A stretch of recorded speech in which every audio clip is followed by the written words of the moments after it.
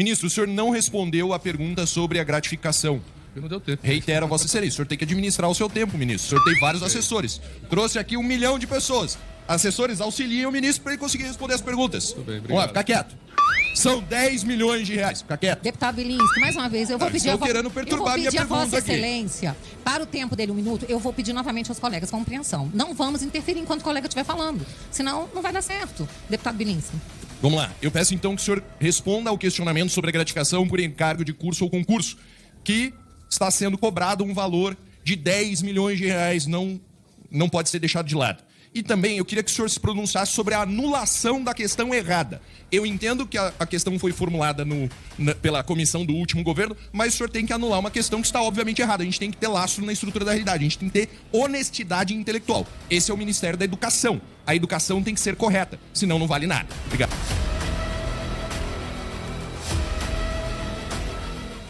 Eu não sei porque o senhor está rindo quando estou falando. Eu estou rindo porque a senhora está contando uma piada.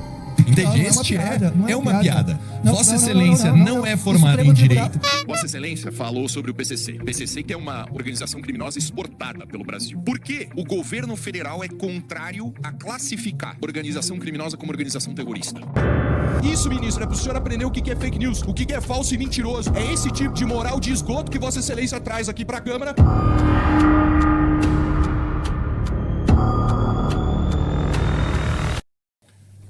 Ministro, como ex-aluno do Colégio Militar de Curitiba, eu deixo aqui o meu repúdio à decisão de Vossa Excelência de encerrar o PECIM, o programa das escolas cívico-militares. Graças a Deus, diversos governadores continuaram investindo na qualidade e na segurança que as escolas cívico-militares proporcionam para os alunos do Brasil. Nós temos conhecimento de que o programa das escolas cívico-militares foi muito bem sucedido durante o governo do nosso presidente Bolsonaro. E ele foi extinto durante, na verdade, bem no início do governo Lula. Antes do final do governo Bolsonaro, eu tive a oportunidade de visitar o PECIM, conhecer os resultados. Eu estive no Ministério da Educação. E lá estavam os líderes do PECIM, certos de que Vossa Excelência iria extinguir o programa. Então eu gostaria de saber do senhor se existe alguma justificativa técnica, e não exclusivamente política, que aponte de alguma forma que as escolas cívico-militares não são tudo aquilo que elas demonstraram ser. Então eu gostaria do senhor de uma resposta técnica. Politicamente nós entendemos, mas eu quero uma resposta técnica. Segundo ponto, ministro. Eu sou membro da Comissão de Educação, tenho acompanhado todas as reuniões. Durante elas, sempre trago à discussão a questão da segurança nas escolas. Nós tivemos diversos ataques que foram perpetrados por criminosos, crianças foram vitimadas, professores que foram vitimados, e por diversas vezes eu questionei tanto o Ministério da Justiça quanto o Ministério da Educação sobre quais medidas foram efetivamente tomadas por Vossa Excelência para promover a segurança nas escolas. E aqui a gente está falando de segurança real, ministro. Coisas que tenham a capacidade de impedir que as crianças sejam mortas, e não políticas vazias, meramente partidárias. Então essa é a minha segunda pergunta. Minha terceira pergunta é a seguinte. Decisões do Ministério da Economia e da própria Justiça Federal declararam que uma gratificação paga pelo INEP, a GEEC, gratificação por encargo de curso ou concurso, foi paga indevidamente aos servidores do INEP, em certas situações por determinado período. O governo Bolsonaro parou o pagamento e determinou a devolução do dinheiro recebido, equivocadamente, pelos funcionários. São mais de 10 milhões de reais pagos indevidamente e que certamente fazem falta para um ministério que possui cortes de quase 200 milhões de reais e para um país com a educação sucateada após décadas de gestão petista da educação.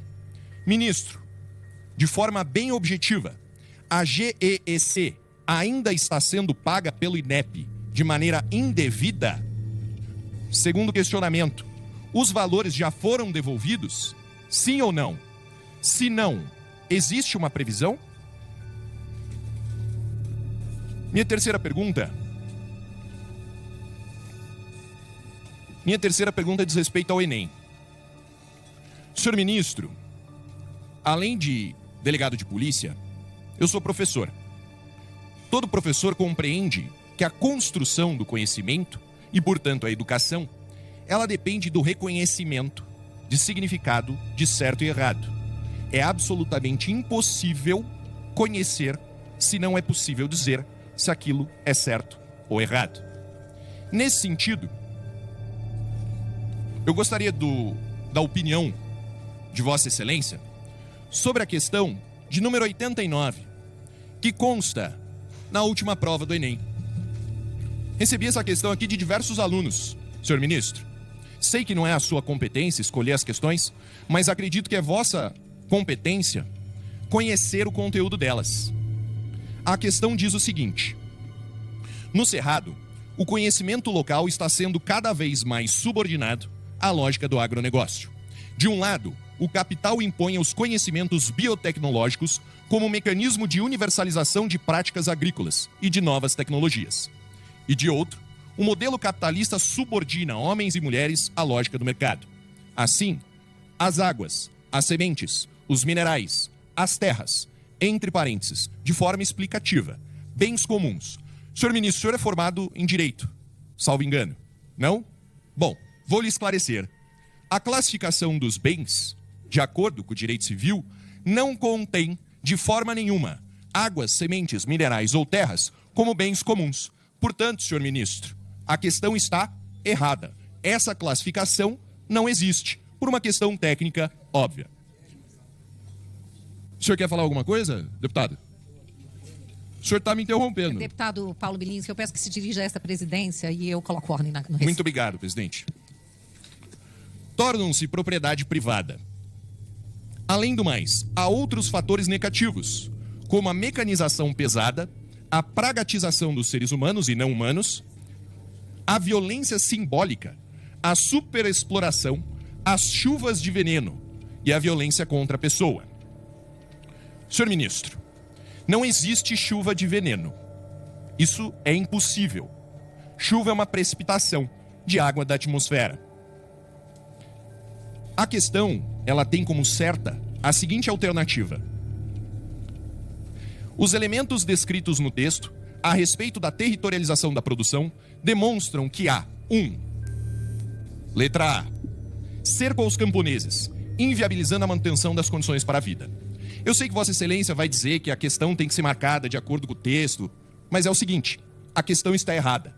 Quando a questão fala que ocorre um cerco aos camponeses, inviabilizando manutenção da vida, ela está dizendo que o agronegócio é genocida, o que é errado, tecnicamente incorreto. Então, como eu perguntei ao diretor do INEP, quando esteve aqui conosco, questiono Vossa Excelência. Para encerrar, presidente, o senhor vai determinar a anulação de uma questão que está errada, em desacordo com todos os conceitos já conhecidos por todos os seres humanos que estudaram. Obrigada, que está errada. Vou iniciar aqui. Eu já havia participado da